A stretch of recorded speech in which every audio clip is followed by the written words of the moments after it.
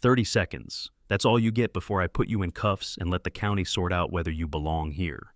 The afternoon sun cuts sharp across Magnolia Drive, catching the brass on Brock Stanton's security uniform as he steps onto the lawn. His hand rests on the baton at his hip.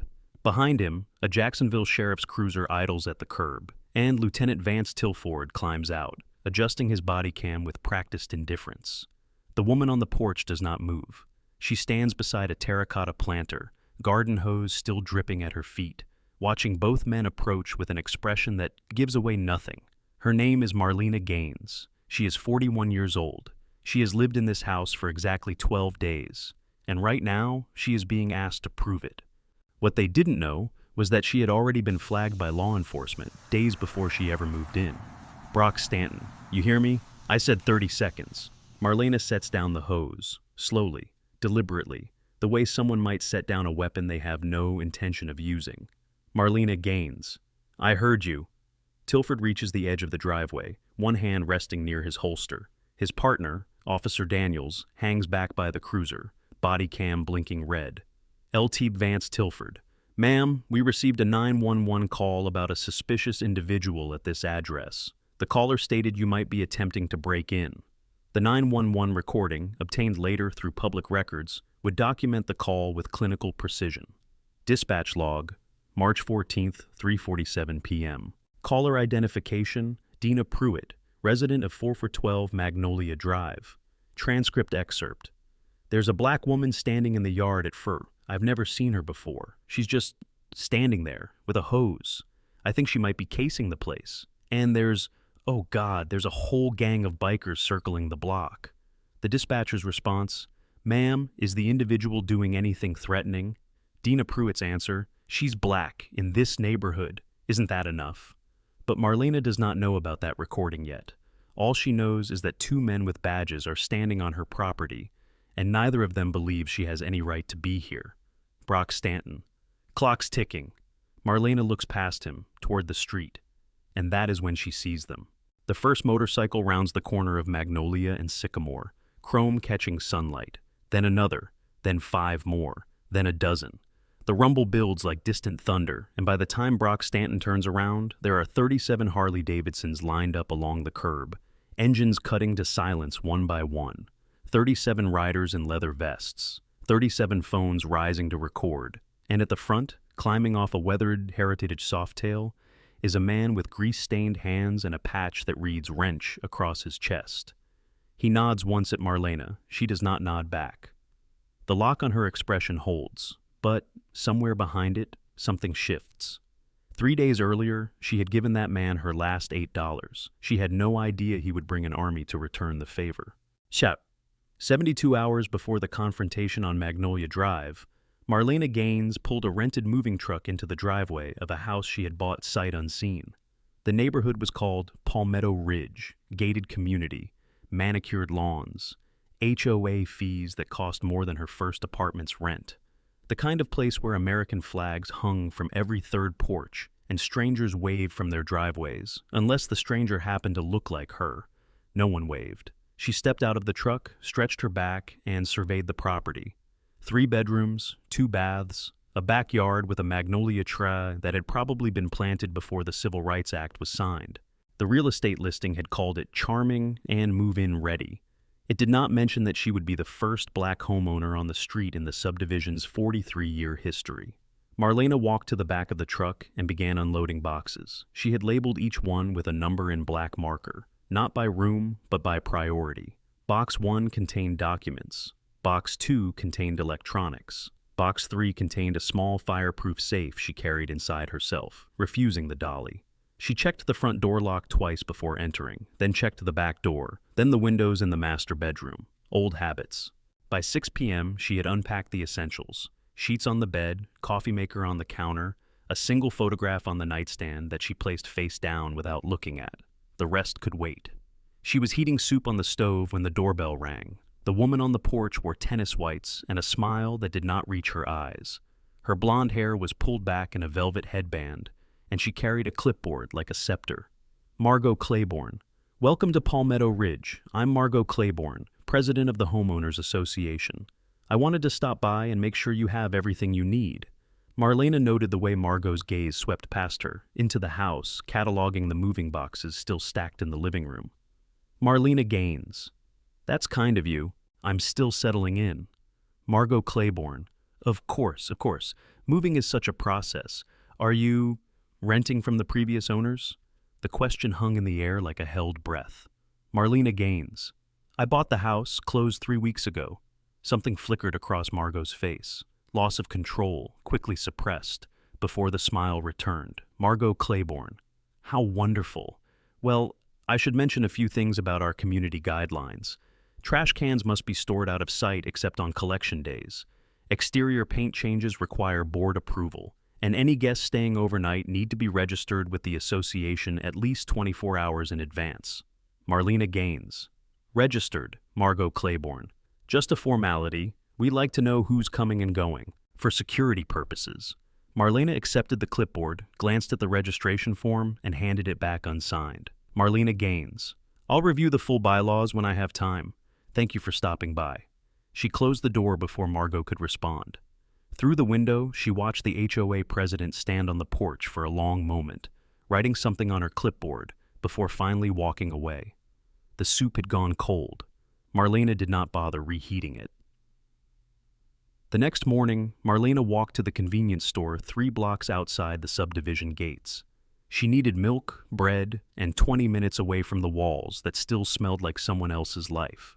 The walk took her past identical houses with identical mailboxes, past a community pool where 2 women stopped their conversation to watch her pass, past a security golf cart driven by a thick-necked man in a uniform who slowed down, stared, and kept driving. She noted his face, Brock Stanton. The name was stitched on his shirt.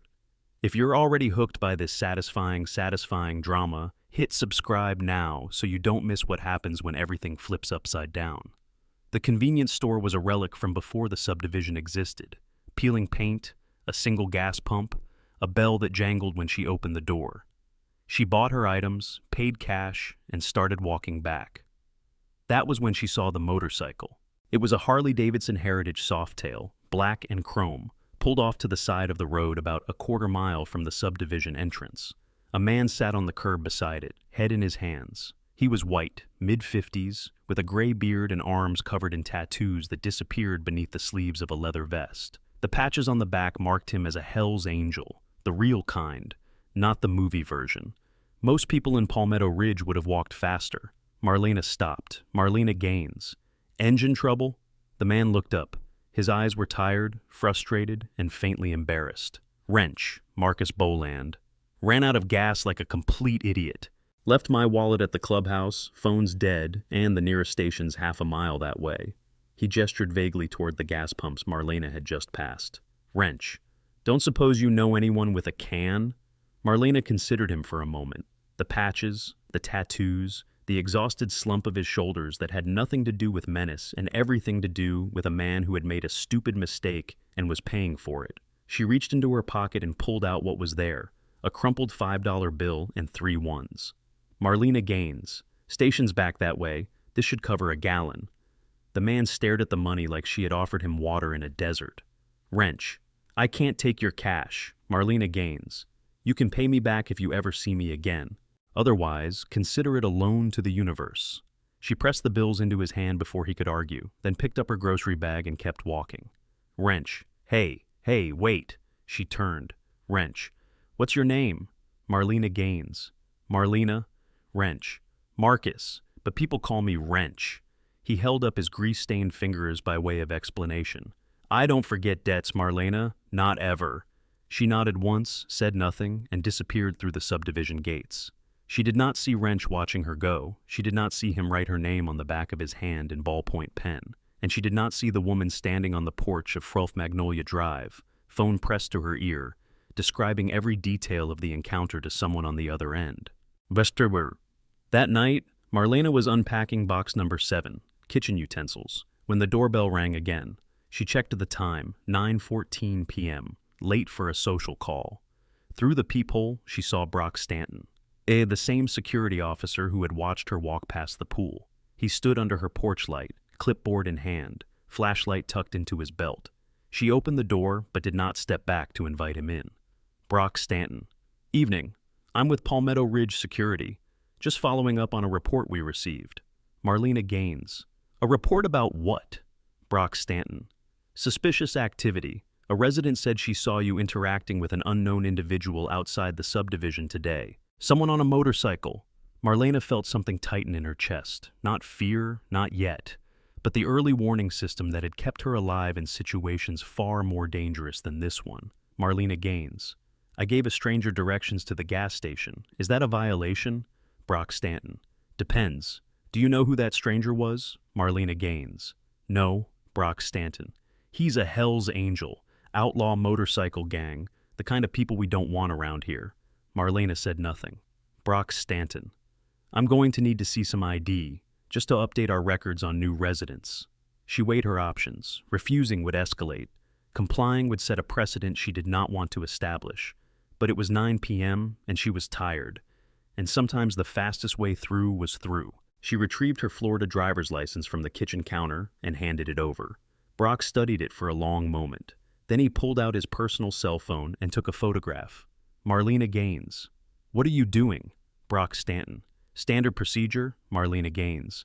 Photographing a resident's ID with your personal device is standard procedure? Brock's jaw tightened. He pocketed the phone, handed back the license, and smiled in a way that did not touch his eyes. Brock Stanton. Just making sure we know who's living in our community. Welcome to Palmetto Ridge, Ms. Gaines. I'm sure we'll be seeing each other again.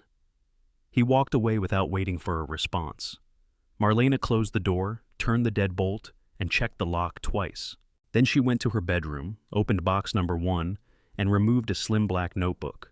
She wrote down the date, the time, and a detailed description of the encounter, including Brock Stanton's name and badge number. At the bottom, she added 3 words: pattern forming, document. The letter arrived 5 days later. Official HOA stationery. Palmetto Ridge Homeowners Association, across the top, in embossed green letters. Addressed to Marlena Gaines, 4408 Magnolia Drive. She opened it standing at the mailbox, which would later prove to be a mistake, because Dina Pruitt was watching from her porch across the street, and Dina had a particular talent for reading body language. The letter was a formal warning. Subject: violation notice. Unregistered guest policy. Citation: Article 7.3 of the Palmetto Ridge Community Guidelines. The text read, "It has come to our attention that on March 11th you hosted an unregistered visitor in violation of our community's guest registration policy.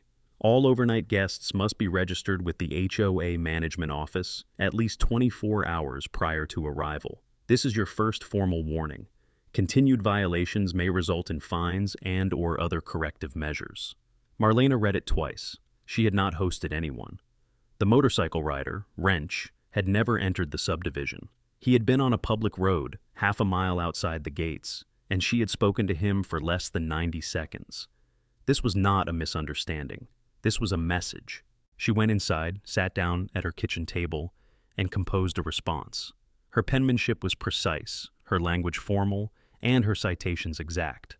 To the Palmetto Ridge HOA Board, I am in receipt of your violation notice dated March 16th. I respectfully dispute this citation on the following grounds. 1. The individual referenced was not a guest of mine. 2. He did not enter HOA property. 3. No overnight stay occurred. The encounter took place on a public roadway outside subdivision boundaries. Article 7.3 applies exclusively to guests hosted on residential property, as defined in Section 2.1 of the Community Guidelines. This citation lacks factual basis and should be rescinded immediately. Sincerely, Marlena Gaines. She made a copy of the letter before mailing it. Then she added a new entry to her black notebook. March 16th. HOA warning. False grounds. Escalation likely. Susto. 2 days later, Lieutenant Vance Tilford knocked on her door for the first time. He was tall, white, early 40s, with a military haircut going gray at the temples, and the kind of posture that suggested he had spent time in either the service or the system. His badge read Jacksonville Sheriff's Office, and his smile had the oily quality of a man who believed his uniform made him untouchable. LT Vance Tilford. Ms. Gaines, I'm Lieutenant Tilford with JSO. Mind if I ask you a few questions? Marlena Gaines. About what? Eltine Vance Tilford. We've received some reports about motorcycle gang activity in this area. Specifically, there's been concern about a female resident who may have connections to a local outlaw organization. Marlena felt the warning system flare again, louder this time. Marlena Gaines. I don't have any connections to any organization. Eltine Vance Tilford. That's what we're trying to determine. You were seen speaking with a known Hell's Angel on March 11th. Can you tell me about that interaction? Marlena Gaines. I gave a stranger money for gas. He was stranded. I helped him. That's the extent of my involvement. Eltine Vance Tilford. Uh-huh. Mind if I come inside, just to have a look around? Marlena did not move from the doorway. Marlena Gaines. Do you have a warrant? The question hung in the air. Tilford's smile faltered, just for a moment, before resetting. Vance Tilford. No warrant, just a friendly request. Marlena Gaines. Then no, you may not come inside. Vance Tilford. You know, Ms. Gaines, cooperation goes a long way in situations like this. If you've got nothing to hide, Marlena Gaines. I have nothing to prove. If you have specific questions, you can put them in writing. Otherwise, we're done here. Tilford studied her for a long moment, the kind of look designed to make people uncomfortable, to make them fill the silence with confessions they never intended to give. Marlena waited. Eltine Vance Tilford. I'll be keeping an eye on you, Ms. Gaines. Have a nice day. He turned and walked back to his cruiser, moving slowly, letting her feel the weight of his attention. Marlena closed the door and leaned against it, breathing evenly. Then she retrieved her notebook and wrote, March 18th, 11:22 a.m. Lieutenant Vance Tilford, JSO, requested warrantless entry, denied, mentioned keeping an eye, likely pattern, coordinated harassment. She did not know it yet, but the incident report Tilford filed that afternoon would describe her as uncooperative, potentially connected to OMG activity, and recommended for continued surveillance. The report would surface months later through a HOA request she had not yet imagined making. By then, it would be evidence. The violations began arriving like clockwork. March 20th, written warning for grass exceeding maximum permitted height of 4 inches. Fine, $50. March 22nd, citation for visible trash receptacle after designated storage hours. Fine, $75. March 24th, notice of unauthorized exterior modification, which turned out to be a welcome mat she had placed by her front door. Fine, $100. Marlena documented each one. She photographed her lawn with a timestamp showing the grass at exactly 3.5 inches. She produced a receipt showing her trash can had been inside the garage at the time the citation was issued. She pulled the original HOA guidelines and found no prohibition against welcome mats. She sent formal appeals. Each was denied within 48 hours, with the same form letter response. After careful review, the board has determined that the citation stands. Please remit payment within 30 days to avoid additional penalties. On March 25th, a new letter arrived. This one from a law firm, Pike & Associates, attorneys at law. The letterhead was expensive, the font was aggressive, and the signature at the bottom belonged to Dorian Pike, Esker, General Counsel for Palmetto Ridge, HOA. If you want to see whether this attorney gets what's coming to him, make sure to hit subscribe and keep watching, because the receipts are about to pile up. The letter read, Dear Ms. Gaines, our client, Palmetto Ridge Homeowners Association, has retained this office to address your continued non-compliance with community standards. As of this date, you have accumulated 3 unpaid violations totaling 2 pursuant to Article 12.1 of the HOA Covenant. Failure to resolve outstanding violations within 30 days may result in progressive penalties, including but not limited to additional fines, suspension of community privileges, and/or placement of a lien on your property. We strongly advise immediate compliance. Further correspondence should be directed to this office. Very truly yours, Dorian Pike, Esk. Marlena set the letter down on her kitchen table. For a long moment, she sat in silence, staring at the embossed letterhead, at the threat wrapped in legal language, at the machinery of exclusion grinding into motion. Then she picked up her phone and made a call. Marlena Gaines. It's Gaines. I need you to run a name for me. Dorian Pike, attorney, Jacksonville area. And while you're at it, cross-reference Vance Tilford, JSO lieutenant, with any civil complaints in the past 5 years. She listened to the voice on the other end, someone who called her Ms. Gaines without being asked to. Marlena Gaines. No, I'm not requesting official action. Not yet. Just information. She ended the call and added a new entry to her notebook. March 25th. Legal threat from HOA counsel. Escalation accelerating. Research initiated. At the bottom of the page, she wrote a single question. Who is coordinating this? The answer came 3 days later, in the form of an email that was never meant to be seen. It arrived in Marlena's inbox at 6:14 a.m. on March 28th, forwarded by an address she did not recognize. The sender line read, "Concerned neighbor." The subject line read, "Thought you should see this." The attachment was a screenshot of an email chain between Margot Claiborne, Brock Stanton, and Dorian Pike. Date, March 10th, 1 day before the encounter with Wrench. Subject, Magnolia Drive situation. Marlena read it 3 times to make sure she was not imagining it. Margot Claiborne to Brock Stanton and Dorian Pike. I've confirmed the new owner at FERT is a single black woman. She paid cash, no mortgage, which means standard foreclosure pressure won't work. We need to be strategic. Document everything. Use every tool we have. If she doesn't fit our community standards, we need to make her understand that quickly. Brock Stanton's reply, already on it. We'll start with the guest registration angle. Dorian Pike's response, keep me posted. I can generate paperwork as needed.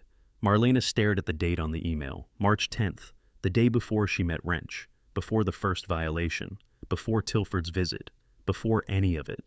They had started planning before she had done anything except exist. She forwarded the email to a secure address she had used for years. Then she printed 2 copies, one for her notebook, one for a fireproof safe in her closet that contained documents most people never needed to access. At 8 a.m., she walked out to her mailbox to check for new violations. Dina Pruitt was standing in her driveway, watching. Marlena Gaines. Good morning.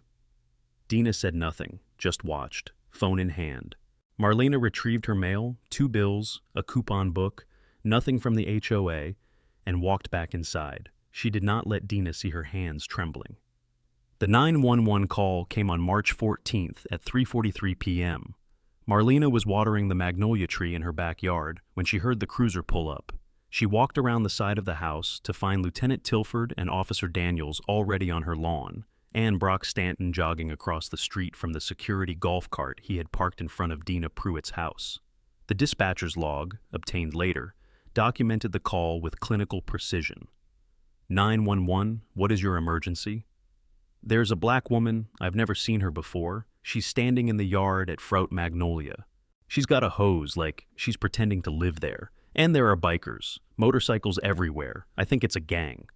Ma'am, is the individual threatening anyone? She's black, isn't that enough? By the time Marlena rounded the corner of her house, the confrontation was already in motion. Brock Stanton. There she is, that's her.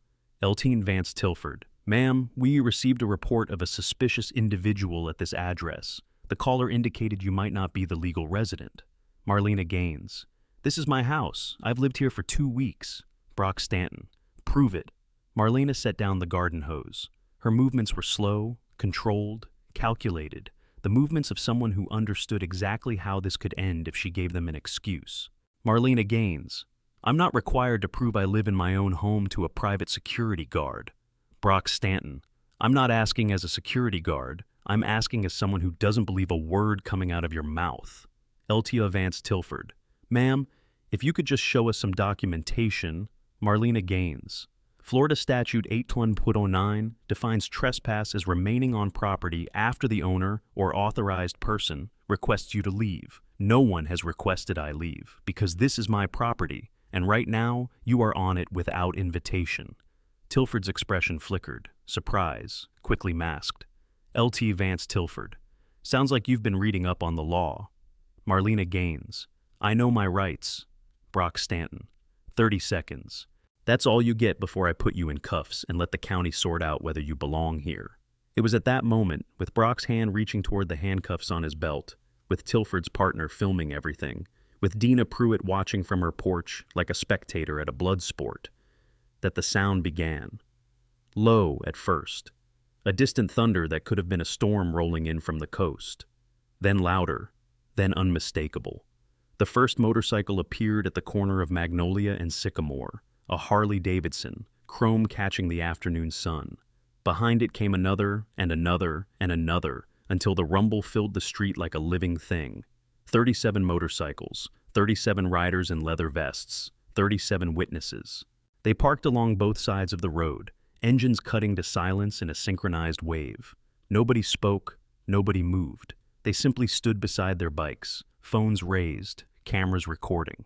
At the front of the formation, Wrench climbed off his heritage softail and walked toward the lawn. Wrench. "Afternoon, officers. Beautiful day, isn't it?" Lieutenant Vance Tilford. "Who are you?" Wrench. "Just a citizen, passing through. This is a public street, isn't it?" Brock Stanton. "This is a private subdivision." Wrench. "The road isn't. Checked before we came." He gestured toward Marlena without looking at her. "This woman is a homeowner. I've seen her deed. Have you?" Tilford's hand moved away from his holster. Brock's fingers uncurled from the handcuff case. They had expected isolation. A woman alone, no witnesses, no cameras, no one to contradict whatever story they decided to tell. They had not expected an audience. Wrench. "Seems like maybe there's been a misunderstanding. Maybe you gentlemen want to verify her residency through proper channels instead of whatever this was going to be." LT Vance Tilford. "This isn't over." Wrench. "No, I don't expect it is." Tilford turned and walked back to his cruiser. Brock lingered a moment longer, jaw tight, eyes fixed on Marlena with something that looked less like suspicion and more like hatred. Brock Stanton. "You think this changes anything? You think bringing a bunch of thugs is going to protect you?" Marlena Gaines. "I didn't bring anyone. They came on their own." Brock Stanton. "People like you don't belong here. And sooner or later, everyone's going to see that." He walked away before she could respond. The cruiser pulled off. The golf cart followed. Dina Pruitt retreated into her house. For a long moment, Marlena stood alone on her lawn, surrounded by 37 strangers who had shown up for a woman they barely knew, simply because she had once shown kindness to one of their own. Wrench. "You okay?" Marlena Gaines. "I will be." Wrench. "This isn't going to stop, is it? Whatever they're doing." Marlena looked at him, then at the cameras, then at the empty street where authority had retreated, temporarily. Marlena Gaines. "No, it's not." Wrench. "Then we'll be back, however many times it takes." He extended his hand. She shook it. Wrench. "Still owe you $8. Marlena Gaines. "Keep it. Call it an investment." Wrench laughed, a short, surprised sound, and climbed back onto his bike. One by one, the motorcycles roared to life and pulled away, until Magnolia Drive was quiet again. Marlena went inside, locked the door twice, and sat down at her kitchen table. Her hands were steady. Her notebook was already open. She began to write. That night, at 11:47 p.m., Marlena's phone buzzed with a notification. An email from the unknown address, the same concerned neighbor who had forwarded the HOA chain. The subject line read, "There's more." The attachment was a screenshot of a police database entry, one that should have been accessible only to law enforcement. Case number JPD 2403142. Subject Marlena Gaines. Date created March 7th. Classification person of interest. Domestic extremism. Monitoring. Notes. Subject recently purchased property in Palmetto Ridge. Cross-reference with ATF watch list. Recommend enhanced surveillance pending further intelligence. Marlena stared at the date, March 7th, 4 days before she met Wrench, 7 days before the 911 call, before any incident, any violation, any confrontation. They had opened a file on her before she had even finished unpacking. She scrolled down. The entry had been created by a user ID she did not recognize, but the authorizing officer was listed, Lieutenant Vance Tilford. Beneath the case notes, someone had added a comment dated March 10th, coordinating with local HOA security per informal request. Community stakeholders have expressed concern, maintaining low-profile engagement until actionable intelligence develops. Community stakeholders, informal request, the language of deniability, the machinery of exclusion dressed up in procedural jargon. Marlena closed the email and sat in the dark for a long time, thinking. Whoever concerned neighbor was, they had access to information that should have been impossible to obtain. Police databases, internal HOA communications, case files that had not been shared through any official channel. Either someone inside the system was helping her, or someone was setting her up. Shower. The next morning, Marlena made 2 phone calls. The first was to a FOIA request line at the Jacksonville Sheriff's Office. She asked for all records pertaining to herself, including incident reports, surveillance logs, and any internal communications mentioning her name or address. The clerk on the other end told her the request would take 15 to 30 business days to process. Marlena Gaines. I'll wait. The second call was to a number she had not dialed in almost 2 years. It rang 3 times before someone picked up. Voice on the phone. Ms. Gaines, it's been a while. Marlena Gaines. I know, I need a favor. Voice. Official or unofficial? Marlena Gaines. Unofficial, for now. Voice. Talk to me. She told him everything. The HOA, the fake violations, Tilford, Brock, the emails, the police file that existed before any incident to justify it. When she finished, there was a long silence. Voice. This is organized. You know that, right? This isn't random discrimination. This is coordinated. Marlena Gaines. I know. Voice. And you want to handle it yourself. Marlena Gaines. For now.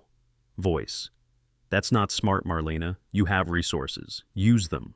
Marlena Gaines. If I use them too early, they'll spin this as federal overreach. Black woman plays the government card. The narrative shifts, and they become the victims. Another silence. Voice. So, what do you want from me? Marlena Gaines. Just watch. If something happens to me, if this escalates beyond what I can control, I need someone who knows the whole picture. Voice. You're building a record. Marlena Gaines. I'm building a case. The voice on the other end sighed. The sound of someone who wanted to argue but knew better. Voice. You've got my number. Don't wait too long to use it. Marlena Gaines. I won't. She ended the call and stared at the phone in her hand. The voice had called her Ms. Gaines. Not her first name, not her title. The same formal distance he always maintained, even after 14 years. She wondered if he knew how much that small courtesy meant. The reminder that she was still someone who commanded respect, even when everything around her was designed to strip it away. Batsiru. Before we go any further, if you want to find out who that mystery caller is and why Marlena has that kind of access, hit subscribe and stay tuned, because this reveal is going to change everything. The footage surfaced on March 16th. Someone, Marlena suspected one of Wrench's people, had uploaded the confrontation to social media with the caption, "Black homeowner harassed by cops in her own yard. Watch until the end." By midnight, it had 200,000 views. By morning, it had over 1 million. Elena Voss, an investigative reporter for the Jacksonville Tribune, reached out through email at 7:42 a.m. Ms. Gaines, I've been following the video and would like to discuss your experience. I specialize in civil rights coverage and believe your story deserves a thorough, factual treatment. Please let me know if you'd be willing to speak. All communication can be off the record until you decide otherwise. Marlena did not respond immediately. Instead, she researched Elena Voss, 10 years at the Tribune, winner of 2 State Press Association awards. A history of stories that had led to actual investigations, a corrupt housing inspector, a police evidence room scandal, a city council member who had been funneling contracts to his brother-in-law. Legitimate, thorough, careful. Marlena sent back a single line. Not ready for an interview, but I can provide a timeline and documentation, background only. Elena's response came within minutes. That works. Send whatever you're comfortable sharing. I'll verify independently. Over the next 3 days, Marlena sent everything. The HOA letters, the emails, her formal appeals, the screenshot of the March 10th coordination chain, and her own dated notes from the black notebook. She did not send the police database entry. Not yet. That was a card she intended to play only when she understood who had dealt it. On March 20th, Marlena filed a formal complaint with the Jacksonville City Council. The complaint alleged discriminatory harassment by HOA officials, acting in coordination with a member of the Jacksonville Sheriff's Office. It cited the fabricated violations, the false 911 report, and the creation of a surveillance file without any predicate criminal activity. The complaint was assigned to Councilman Russ Whitmore, who chaired the Public Safety Committee. His response arrived 4 days later. Dear Ms. Gaines, thank you for bringing your concerns to our attention. After reviewing the materials you provided, the committee finds insufficient evidence of systematic misconduct. While we understand your frustration, the incidents described appear to reflect interpersonal conflicts and misunderstandings, rather than coordinated harassment. We encourage you to continue working with your homeowners association to resolve any outstanding issues. Sincerely, Councilman Russ Whitmore.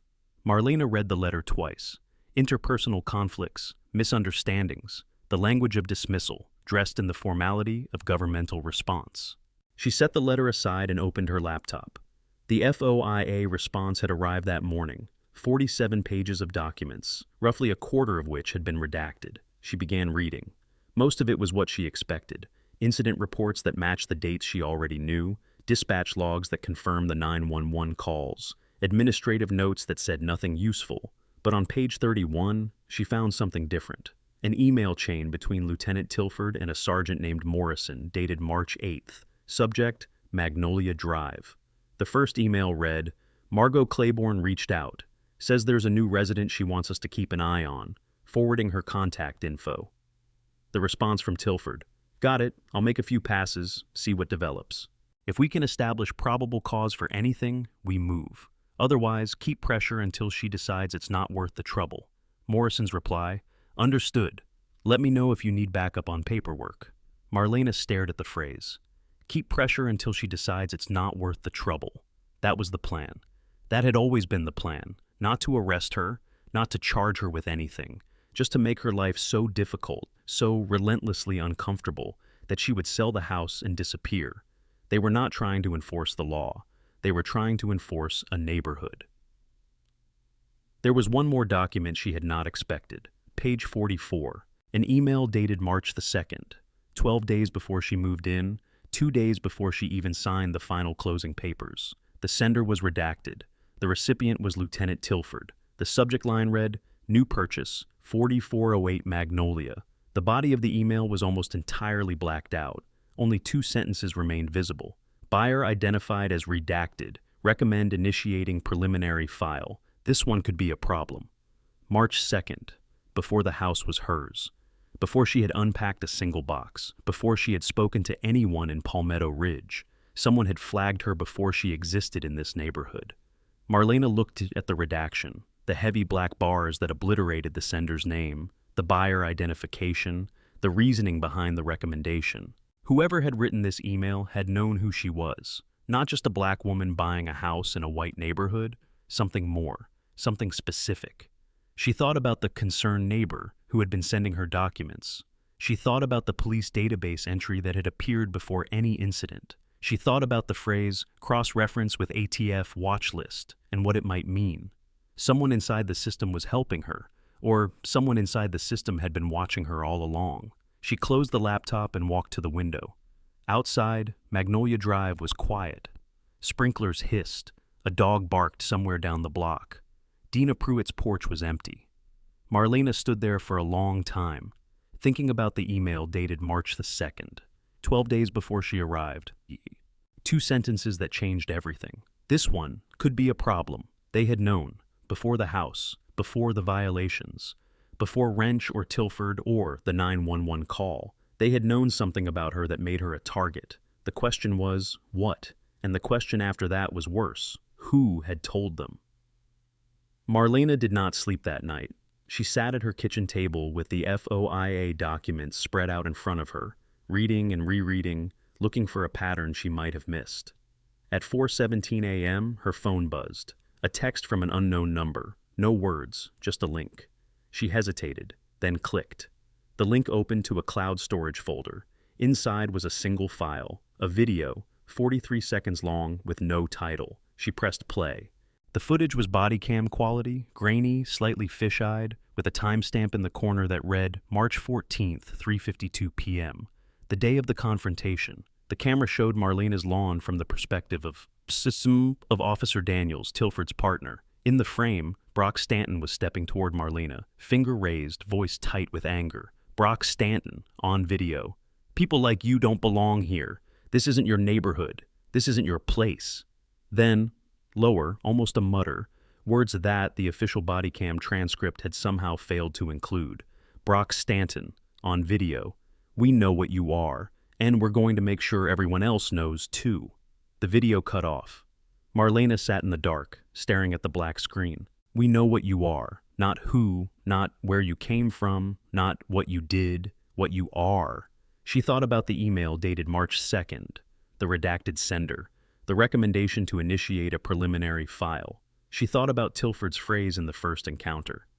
Sounds like you've been reading up on the law. She thought about the way Brock had looked at her, not with the ignorant contempt of a racist, but with something sharper, something knowing. They were not just harassing her because she was black. They were harassing her because they knew something.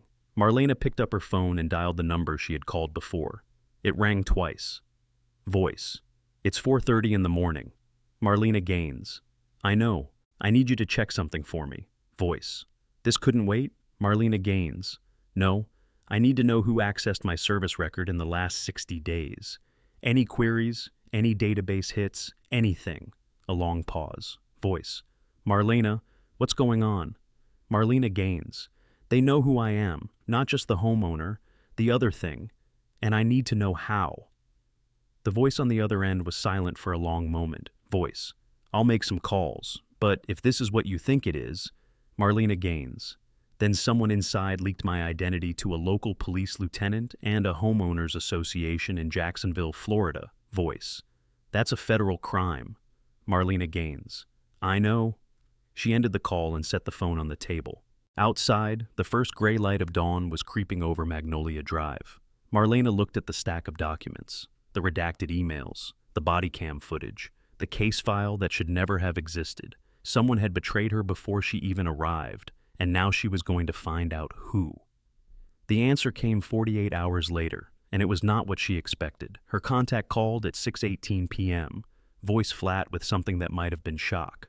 Voice. I found the leak. Marlena Gaines. Who? Voice. It wasn't external. It was internal. Someone in our own system flagged your address change when you updated your personnel file. The notification went to a distribution list that included liaison contacts at local law enforcement agencies. Marlena Gaines. A distribution list. Voice. Standard protocol for certain classifications. The idea is to give local PDs a heads up when someone with federal credentials moves into their jurisdiction. Supposed to be a courtesy. Instead, someone on that list forwarded your information to Tilford. Marlena absorbed this, her own agency, her own personnel system, a routine administrative update that had exposed her to the very people who wanted her gone. Marlena Gaines. Do you have a name? Voice. I have a username. The email originated from someone with access to the Jacksonville Sheriff's Office liaison portal. But the account holder, the name on the account is Tilford's, but the IP address traces to a city council office. Marlena felt something cold settle in her chest. Marlena Gaines. Whitmore. Voice. I can't confirm that. Not yet. But someone with city-level access was using a police liaison account to gather information about you before you moved in. Someone who knew exactly what they were looking for. The pieces were falling into place. Not a random neighborhood conflict, not simple racism, something coordinated at a level she had not imagined. Councilman Russ Whitmore, the man who had dismissed her complaint, who had called her experience interpersonal conflicts, had been part of this from the beginning. Voice. Marlena, this is bigger than a harassment case. This is conspiracy. Abuse of government databases, violation of federal employee privacy protections. You need to bring this to the IG. Marlena Gaines. Not yet. Voice. What do you mean, not yet? You have Marlena Gaines. I have fragments. I have a chain that connects to someone in the city council, but I don't have Whitmore's name on anything. If I go to the Inspector General now, they'll investigate, and whoever's behind this will have time to bury everything. Voice. So, what's your plan? Marlena looked out the window. Across the street, Dina Pruitt was walking to her mailbox, glancing toward Marlena's house with the reflexive surveillance of the perpetually suspicious.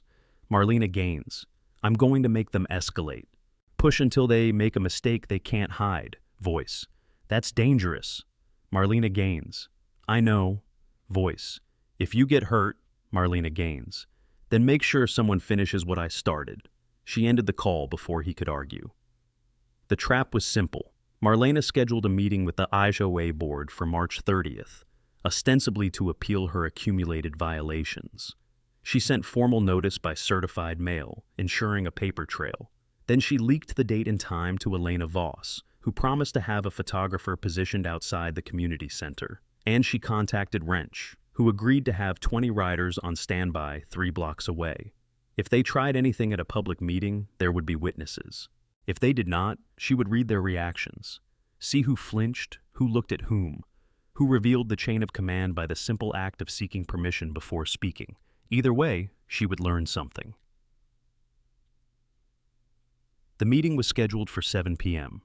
At 6:45, Marlena pulled into the community center parking lot and found it nearly full. Word had spread. The viral video, the news coverage, the fact that a black woman had dared to challenge the powers that ran Palmetto Ridge. She walked through the double doors into a room arranged with folding chairs facing a long table. Behind the table sat Margot Claiborne, Dorian Pike, and 3 other board members she did not recognize. Councilman Whitmore sat in the front row, not at the table, but close enough to whisper to anyone who needed guidance. Brock Stanton stood against the wall near the emergency exit, arms crossed. Lieutenant Tilford was nowhere to be seen. The room fell silent as Marlena walked to the podium that had been set up facing the board. Margot Claiborne. Ms. Gaines, thank you for coming. We're here to review your appeal regarding the citations issued over the past 3 weeks. Marlena Gaines. Thank you. I have documentation that each citation was issued on false pretenses. I'm prepared to present that evidence. Dorian Pike. We've reviewed your submissions. The board's position remains that the citations were properly issued in accordance with community guidelines. Marlena Gaines. Then I'd like to ask some questions. For the record. She saw Margot glance toward Whitmore, a tiny movement, almost imperceptible, but Marlena caught it. Marlena Gaines. Mrs. Claiborne, on March 10th you sent an email to Mr. Stanton and Mr. Pike describing me as someone who doesn't fit the community's standards. Can you explain what you meant by that? The room went still. Margot's face tightened. Pike leaned forward, hand raised. Dorian Pike. I'm going to advise my client not to answer questions about private communications that may have been obtained through improper means. Marlena Gaines. The email was forwarded to me by a concerned resident. It's part of the public record now. Dorian Pike. That doesn't make it admissible in Marlena Gaines. This isn't a court, Mr. Pike. This is a community meeting, and the community deserves to know whether its HOA board is targeting residents based on race. A murmur swept through the audience. Someone in the back, Elena Voss, Marlena realized, was taking notes. Margot Claiborne. I resent that accusation. This board treats all residents equally. Marlena Gaines. Then why was a case file opened on me at the Jacksonville Sheriff's Office 4 days before I moved in? Why was Lieutenant Tilford instructed to keep pressure until she decides it's not worth the trouble? And why was the person who created that case file using a liaison account that traces back to this city council's office? The room erupted. Whitmore stood up, face pale. Councilman Whitmore. This is outrageous. These are baseless accusations designed to Marlena Gaines. I have the faux IA documents, Councilman. I have the email chain. I have the IP trace. Would you like to see them? For a moment, everything hung in the balance. Then Brock Stanton pushed off from the wall and moved toward Marlena. Brock Stanton. That's enough. This meeting is over. Marlena Gaines. You don't have authority to end a board meeting. Brock Stanton. I have authority to remove disruptive individuals from HOA property, and right now, you're disrupting. He reached for her arm. Marlena stepped back, not fleeing, just creating space. Marlena Gaines. Touch me, and everything that happens next will be captured by the 12 cell phones currently recording in this room. Brock froze. Around the room, she could see the phones. Neighbors who had come to watch were now documenting. Elena Voss had her own phone raised. Even one of the board members, a nervous-looking man in his 60s, seemed to be recording. Marlena Gaines. I came here to appeal violations that were manufactured to force me out of my home. I came with documentation. I came with evidence. And I came prepared to have this conversation in public, where everyone can see what's really happening. She turned to face the audience. Marlena Gaines, you've seen the video from March 14th. You've seen what they tried to do when they thought no one was watching. Now you're seeing what happens when they know they're being watched. The only difference is the audience. She looked at Whitmore, at Margot, at Dorian Pike. Marlena Gaines, I'm not leaving. I'm not selling. And I'm not going to be quiet about what's been done to me. If this board wants to continue issuing false citations, that's their choice. But every single one will be documented, disputed, and made public. She picked up her folder of documents and walked toward the door. Margot Claiborne, Ms. Gaines, this isn't over. Marlena stopped, turned. Marlena Gaines, no, it isn't. She walked out into the parking lot, where Wrench and 6 other riders were waiting on their bikes at the edge of the property. Wrench, how'd it go? Marlena Gaines, they know I have documentation. They know they're being watched. Now we see what they do next. Wrench, and if they escalate? Marlena looked back at the community center, where shadows moved behind the windows. Marlena Gaines, then we escalate back. Best. The escalation came 48 hours later, not from Brock, not from Tilford, not from anyone Marlena had expected. It came from a source she had trusted. At 11:22 p.m. on April 1st, Marlena received an email from the concerned neighbor address that had been feeding her information. The subject line read, I'm sorry. The body contained a single attachment, a photograph. Marlena opened it. The image showed a personnel file, her personnel file, spread across someone's desk. In the corner of the frame, barely visible, was a nameplate, Councilman Russell T. Whitmore. But that was not the part that made her blood run cold. The part that made her blood run cold was the handwritten note clipped to the file. 4 words in neat, precise script. She's a federal marshal. They knew, not suspected, not guessed. Knew. Marlena stared at the photograph, mind racing. The concerned neighbor had been feeding her information, but from where?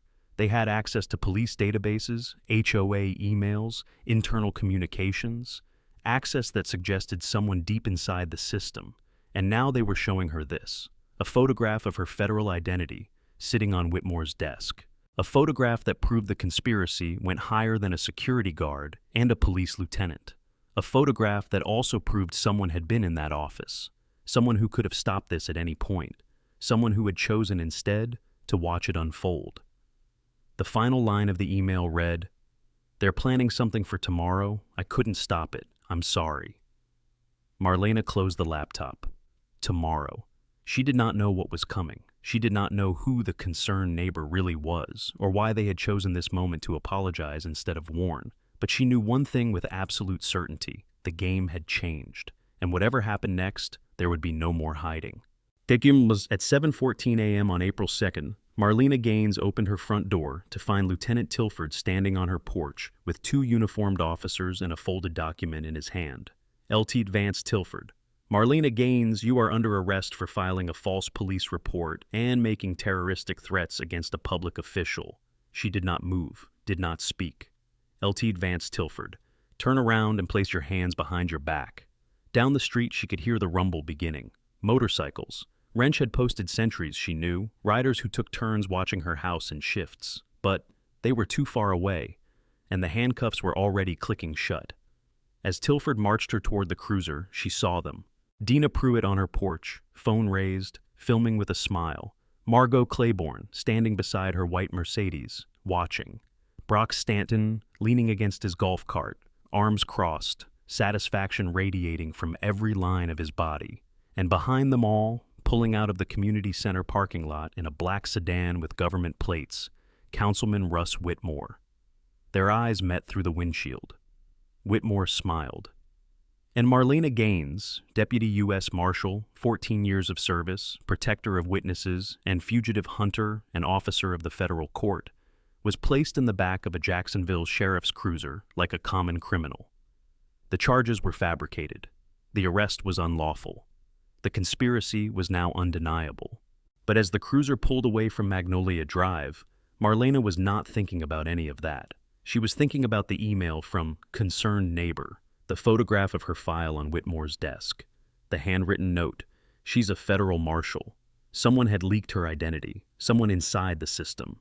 Someone who had been watching her from the beginning, feeding her information, documenting the harassment, waiting for the moment when it would all become undeniable.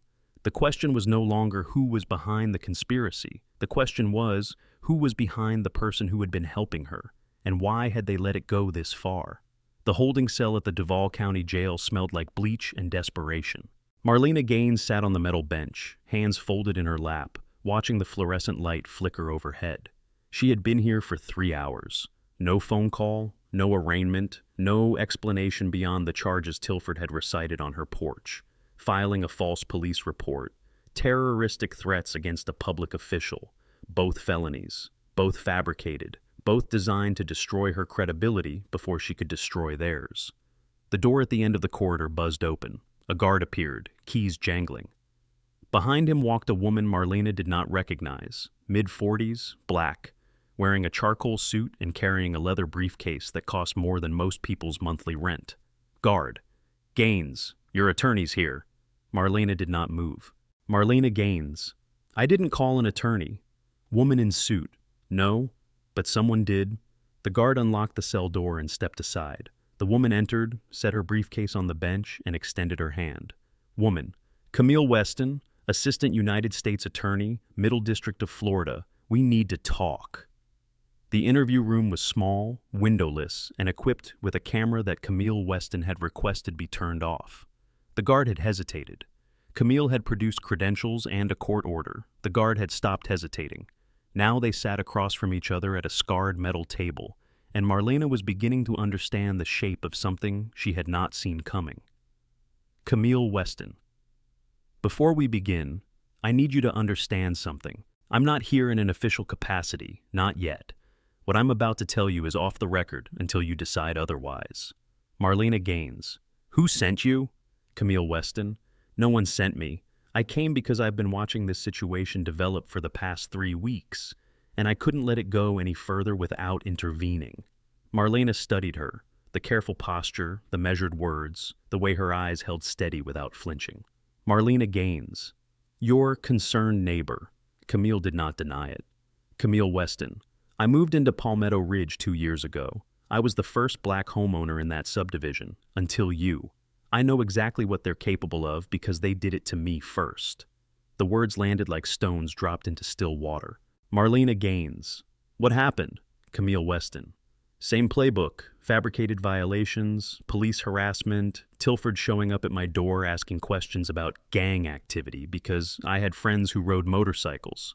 The difference is, I didn't fight back. I was new to the U.S. Attorney's Office, still building my career. I couldn't afford the scrutiny. Marlena Gaines. So you left. Camille Weston. I sold the house at a loss and moved to a different neighborhood. Told myself it was the smart play, the practical choice. She paused. I've regretted it every day since. Marlena absorbed this. The woman across from her was not just a federal prosecutor. She was a survivor of the same machinery that was now grinding against Marlena, and she had been feeding information from the inside, watching, waiting for someone who would do what she had been unable to do. Marlena Gaines.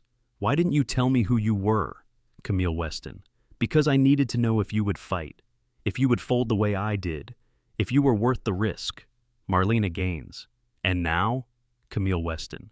Now they've overplayed their hand. They arrested a federal marshal on fabricated charges. That's not just harassment anymore. That's a federal crime, and I have enough documentation to prove it. The evidence Camille Weston had assembled was comprehensive and damning. Over the past 3 weeks, she had collected everything. The HOA emails, the police database entries, the FOIA documents Marlena had requested, and materials Marlena had never seen. Internal communications between Whitmore's office and the Jacksonville Sheriff's Liaison Unit, financial records showing payments from the HOA to a security consulting firm that did not appear to exist, and personnel files that revealed a pattern stretching back nearly a decade. Camille Weston. Palmetto Ridge HOA has forced out 7 black families since 2016. Same tactics every time. Fabricated violations, coordinated complaints, police harassment. The families who fought back were hit with lawsuits they couldn't afford.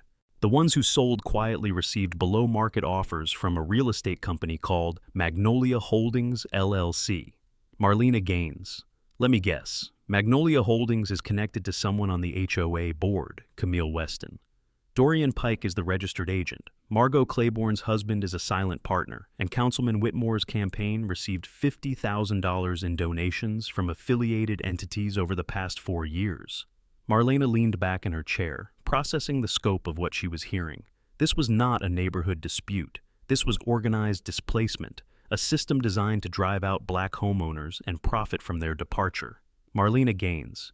You've had this information for how long? Camille Weston. Pieces of it for months. The full picture only came together after you arrived. They got sloppy because they were confident. They'd done this so many times, they stopped being careful. Marlena Gaines. And the arrest warrant, Camille Weston, filed by Tilford based on a sworn statement from Councilman Whitmore claiming you threatened him at the HOA meeting. The statement is perjury. There are 12 recordings proving you never made any threat. But the warrant was signed by a county judge who's been golfing with Whitmore for 15 years. Marlena understood. The system was protecting its own. A county judge would not question a councilman's sworn statement. A local prosecutor would not challenge an arrest made by a respected lieutenant. But a federal prosecutor was a different matter entirely. Marlena Gaines. What happens now? Camille Weston. Now I make a phone call. The charges against you will be dismissed within the hour. Prosecutorial discretion, insufficient evidence. Tilford and Whitmore will know I'm involved, which means they'll know the federal government is watching. That buys us time to build a proper case. Marlena Gaines. And then, Camille Weston. And then we take them down. Not just Tilford, not just the HOA, the entire network. But I need your help to do it. Marlena looked at the woman across from her, a stranger who had been watching her fight, who had fed her information from the shadows, who had chosen this moment to step into the light. Marlena Gaines. Why me? You could have done this with any of the other families they targeted. Camille Weston. Because you're a U.S. Marshal. When they arrested you, they didn't just harass a black homeowner. They interfered with a federal officer. That gives us jurisdiction. That gives us leverage. And that gives us a chance to make this stick. For a long moment, Marlena said nothing. Then she extended her hand across the table. Marlena Gaines, tell me what you need. The charges were dismissed at 4:47 p.m. Marlena walked out of the Duval County Jail into a parking lot full of motorcycles. Wrench was waiting by his Heritage Softail, arms crossed, face grim. Behind him stood at least 40 riders, more than had shown up on Magnolia Drive. Wrench, heard they let you go.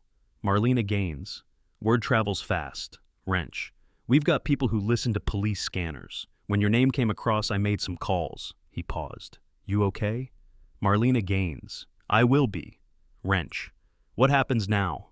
Marlena looked at the assembled riders, men and women who had shown up for a stranger because she had once given $8 to one of their own. Marlena Gaines. Now, we finish this. The next 6 weeks moved with the grinding pace of institutional warfare. Camille Weston worked through official channels, filing complaints with the Department of Justice Civil Rights Division, requesting a pattern or practice investigation, coordinating with the FBI field office in Jacksonville. Marlena worked through unofficial ones. If you're already locked in to see how this satisfying drama unfolds, hit subscribe right now, because the receipts are about to get federal. She filed a formal complaint with the Jacksonville Sheriff's Office Internal Affairs Division, documenting Tilford's conduct in exhaustive detail. She submitted FOIA requests to every agency that might have touched her case, the city council, the police department, the county court system, and she kept talking to Elena Voss. The journalist had been busy. Her investigation into Palmetto Ridge HOA had expanded from a single harassment case to a multi-year pattern of discriminatory practices. She had interviewed former residents, reviewed property records, and traced the financial connections that linked the HOA board to Councilman Whitmore's political machine. The story was not ready to publish yet, but when it did, it would be devastating. On May 15th, 8 weeks after the arrest, Marlena received a letter from the Jacksonville Sheriff's Office. Internal Affairs Case Number IA-240892. Subject: Complaint against Lieutenant Vance Tilford, Status: formal disciplinary hearing scheduled. Date: May 28th, 9 a.m. Location: JSO Administrative Building, Conference Room 4A. Marlena read the letter twice, then called Camille. Marlena Gaines. They're actually holding a hearing. Camille Weston. I know. I've been in contact with the IA commander. He's receptive. Marlena Gaines. Receptive how? Camille Weston. Let's just say Tilford has a history that predates you. 3 prior complaints, all sustained, all resulting in retraining and counseling. The department is tired of defending him. Marlena Gaines. So they're going to throw him under the bus to protect themselves. Camille Weston. That's how these things usually work. It's not justice, but it's leverage. Once Tilford goes down, the others will start looking for exits. Marlena understood. This was not about punishing one bad officer. It was about cracking the foundation of a system that had protected him for years. One crack was all they needed to start the collapse. Chuck. The IA hearing took place in a windowless conference room that smelled like stale coffee and anxiety. Marlena sat at one end of a long table. Across from her sat Lieutenant Vance Tilford, flanked by a union representative and a department attorney. At the head of the table, 3 members of the Internal Affairs Review Board shuffled papers and avoided eye contact. Also present, Camille Weston, observing on behalf of the U.S. Attorney's Office. Her presence had caused a small commotion when she arrived. Federal prosecutors did not typically attend local disciplinary hearings. The message was clear. This case had escalated beyond the department's ability to handle quietly. The hearing officer, a deputy chief named Patterson, called the proceeding to order. Deputy Chief Patterson. This hearing is convened to review Internal Affairs Case Number IA 240892, complaint filed by Marlena Gaines against Lieutenant Vance Tilford. Lieutenant Tilford, you have been informed of the allegations and your rights under departmental policy. How do you wish to proceed? Tilford's attorney. My client maintains that all actions taken were within departmental guidelines and based on reasonable suspicion. We're prepared to present evidence supporting that position. Deputy Chief Patterson. Ms. Gaines, you filed this complaint. Would you like to make an opening statement? Marlena stood. She had prepared for this moment for weeks, organizing documents, reviewing timelines, practicing the delivery until the words felt natural. But when she opened her mouth, she did not recite the speech she had rehearsed. Marlena Gaines. My name is Marlena Gaines. I am a resident of 4408 Magnolia Drive in Palmetto Ridge. I have lived there for 11 weeks. In that time, I have been subjected to fabricated HOA violations, false 911 reports, warrantless police surveillance, and an unlawful arrest on perjured charges that were dismissed within hours. She paused, letting the words settle. Marlena Gaines. Lieutenant Tilford did not act alone. He was part of a coordinated effort to force me out of my home, an effort that involved private citizens, HOA officials, and at least one elected member of the Jacksonville City Council. But this hearing is about his conduct specifically, so I will focus on that. She opened a folder and began presenting documents. Marlena Gaines. Exhibit A, a case file created on March 7th, 4 days before any incident involving me. The file classifies me as a person of interest for domestic extremism monitoring. The authorizing officer is Lieutenant Tilford. There was no predicate crime, no probable cause, no basis for investigation. She slid the document across the table. The review board members leaned forward to examine it. Marlena Gaines. Exhibit B, an email dated March 8th in which Lieutenant Tilford discusses keeping pressure on me until I decide it's not worth the trouble. This email was sent to Sergeant Morrison, who is not present today but whose involvement is documented. Tilford's attorney. Objection. That email was obtained through a FOA request and may have been taken out of context. Marlena Gaines. The full email chain is included in the exhibit. I invite the board to read it in its entirety and determine whether any context changes its meaning. She continued, methodically presenting each piece of evidence. The body cam footage from March 14th, showing Tilford's demand that she prove she lived in her own home. The incident report he had filed afterward, describing her as uncooperative and potentially connected to OMG activity. The arrest warrant from April 2nd, based on a sworn statement that 12 recordings contradicted. When she finished, the room was silent. Deputy Chief Patterson. Lieutenant Tilford, do you wish to respond? Tilford leaned forward. His face was flushed, his jaw tight. He looked like a man who had expected this hearing to be a formality and was discovering, too late, that it was something else entirely. L.T. Vance Tilford. Everything I did was by the book. I received reports of suspicious activity. I investigated. That's my job. Marlena Gaines. You received reports from Margot Claiborne, president of the HOA, a private citizen with no law enforcement authority. You opened a surveillance file on me before any incident occurred.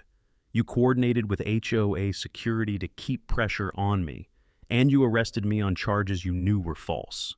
L.T. Vance Tilford. I didn't know they were false. Councilman Whitmore provided a sworn statement. Marlena Gaines. A sworn statement that 12 video recordings prove was perjury. Did you view any of those recordings before making the arrest? Tilford hesitated. L.T. Vance Tilford. I relied on the councilman's account. Marlena Gaines. You relied on a politician's word over documentary evidence. Is that standard procedure for the Jacksonville Sheriff's Office? Tilford's attorney. This is becoming argumentative. My client has answered the question. Deputy Chief Patterson. Ms. Gaines, do you have additional evidence to present? Marlena looked at Camille Weston, who nodded almost imperceptibly. Marlena Gaines. One more piece. I was not planning to introduce this today, but given Lieutenant Tilford's claim that he acted by the book, I think the board should see it. She removed a final document from her folder. Marlena Gaines. This is a personnel record from the United States Marshal Service. It documents my 14 years of service as a Deputy U.S. Marshal in the Southern District of Florida. Badge number 4471. The room went absolutely still. Tilford's face drained of color. The union representative's pen stopped moving. Even the review board members seemed frozen, staring at the document as if it might suddenly transform into something else. Marlena Gaines. Lieutenant Tilford, when you arrested me on April 2nd, you were not arresting a suspicious person or a potential gang associate. You were arresting a federal law enforcement officer who had committed no crime. You were interfering with a federal official in the performance of her duties. And you were doing it on behalf of a city councilman who wanted me out of his neighborhood. She let the words hang in the air. Marlena Gaines. That's not harassment. That's a federal offense under 18 U.S.C. Section 111, and it's why Assistant U.S. Attorney Camille Weston is present today, not just to observe, but to determine whether this department is capable of policing itself or whether federal intervention is required. The hearing recessed for 45 minutes. When it resumed, the atmosphere had changed. The union representative had been joined by a second attorney, someone from the department's legal office who kept whispering urgently to Tilford. The review board members were no longer shuffling papers. They were conferring in low voices, casting glances toward Camille Weston. Deputy Chief Patterson. This hearing will now address the question of appropriate disciplinary action. Lieutenant Tilford, do you have anything to say before we proceed? Tilford stood slowly. The arrogance that had carried him through years of complaints and reprimands was gone. In its place was something that looked almost like fear. L.T. Vance Tilford. I wanted on the record that I was following directives from multiple sources. I didn't act alone. I was told that this individual was a potential threat, and I responded accordingly. Deputy Chief Patterson. Who told you she was a threat? L.T. Vance Tilford. Councilman Whitmore. He said he had information from a federal database that flagged her as someone to watch. Marlena felt something click into place. The leak. The personnel file on Whitmore's desk. The email dated March 2nd, recommending she be flagged before she even moved in. Whitmore had not just coordinated the harassment. He had initiated it, using information he should never have had access to. Marlena Gaines. How did Councilman Whitmore access a federal database? L.T. Vance Tilford. I don't know. He said he had contacts. Camille Weston. Deputy Chief Patterson, I think we've heard enough. The Department of Justice will be opening a formal investigation into Councilman Whitmore's potential unauthorized access to federal law enforcement databases. Lieutenant Tilford's testimony today will be included in that investigation. Deputy Chief Patterson. Understood. He turned to the review board. Given the gravity of the allegations and the evidence presented, I recommend immediate suspension without pay pending the outcome of criminal investigation. Do I have a second? Board member. Seconded. Deputy Chief Patterson. All in favor? 3 hands raised. Deputy Chief Patterson. Lieutenant Vance Tilford. You are hereby suspended without pay effective immediately. Your badge and service weapon will be surrendered before you leave this building. You are instructed not to contact any witnesses or parties involved in this matter. Failure to comply will result in additional charges. This hearing is adjourned. Outside the administrative building, Marlena found Wrench waiting on his motorcycle. Wrench. Heard it went well. Marlena Gaines. Word travels fast. Wrench. Elena Voss has been posting updates. The whole city's watching. He paused. Marshall, huh?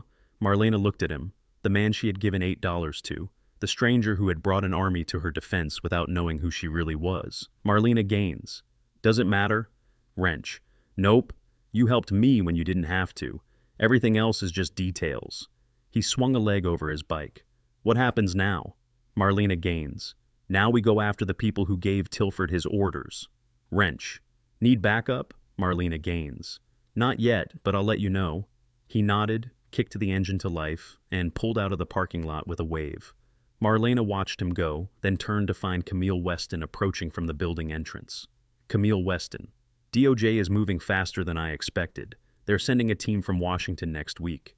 Pattern or practice investigation into the Jacksonville Sheriff's Office, plus a separate inquiry into Whitmore's access to federal databases.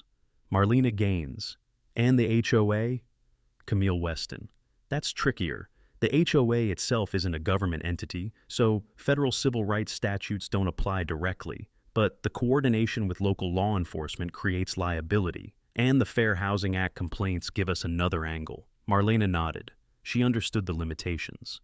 A homeowners association could discriminate with impunity unless you could prove government involvement, and proving coordination required evidence that powerful people had every incentive to destroy. Marlena Gaines. What about Whitmore? Camille Weston. He's going to be the hardest to touch. Elected officials have layers of protection. Even with Tilford's testimony, we need documentation, emails, records, something that puts Whitmore's hands directly on the operation. Marlena thought about the photograph she had received from concerned neighbor, her personnel file on Whitmore's desk. The handwritten note. She's a federal marshal. Marlena Gaines. The photograph you sent me. The one showing my file in Whitmore's office. Where did you get it? Camille Weston. I took it myself, 6 weeks ago, during a city council reception. Whitmore left his office unlocked, and I took a walk. Marlena Gaines. You broke into a councilman's office? Camille Weston. I walked through an unlocked door during a public event. What I saw was in plain view. Marlena looked at her, this federal prosecutor who had been playing a longer game than anyone had realized. Marlena Gaines. That photograph might not be admissible. Camille Weston. It's not, but it tells us where to look. If Whitmore has my file, he has records, and records leave traces. Before we get to the final showdown, make sure you hit subscribe, because what happens next will determine whether justice gets served or buried. The DOJ team arrived on June 3rd. 4 investigators, 2 attorneys, and a pattern or practice specialist who had led the consent decree negotiations in Baltimore and Ferguson. They set up operations in a conference room at the federal courthouse and began issuing subpoenas. Within 2 weeks, the pressure began to show. Dorian Pike, the HOA's attorney, withdrew from representing Palmetto Ridge, citing irreconcilable conflicts of interest. His departure was followed by a letter to all HOA members announcing that the board would be restructuring its governance procedures. Margot Claiborne resigned as president, though she remained on the board as an advisory member. Brock Stanton was terminated from his security position after cell phone footage surfaced, showing him using a racial slur during the March 14th confrontation. The footage had been in the bikers' possession all along. They had been waiting for the right moment to release it. But Councilman Russ Whitmore did not resign. He held a press conference on June 10th, standing on the steps of City Hall with the American flag behind him and a look of wounded dignity on his face. Whitmore, at press conference. I am the victim of a coordinated smear campaign by federal prosecutors who are more interested in political theater than justice. I have never accessed any federal database. I have never coordinated harassment of any resident. And I will not be intimidated by these baseless accusations.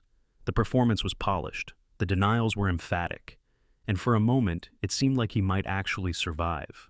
Then Elena Voss published her story. The article appeared in the Jacksonville Tribune on June 15th, a 12,000-word investigation titled The Magnolia Drive Conspiracy. It documented everything. The 7 black families forced out of Palmetto Ridge over 8 years. The financial connections between the HOA and Magnolia Holdings LLC. The pattern of fabricated violations, coordinated complaints, and police harassment. The emails, the database entries, the testimony from former residents who had been too afraid to speak until now, and it named names: Margot Claiborne, Dorian Pike, Brock Stanton, Lieutenant Vance Tilford, and Councilman Russell T. Whitmore. The evidence against Whitmore was not direct. Elena had been careful about what she could prove versus what she could only suggest. But the implication was clear. A sitting city councilman had used his position to coordinate a systematic campaign of racial displacement, and he had done it while accepting campaign donations from the people who profited. Within 48 hours, the story had been picked up by national outlets. Within 72 hours, Whitmore's office was fielding calls from the Washington Post and the New York Times.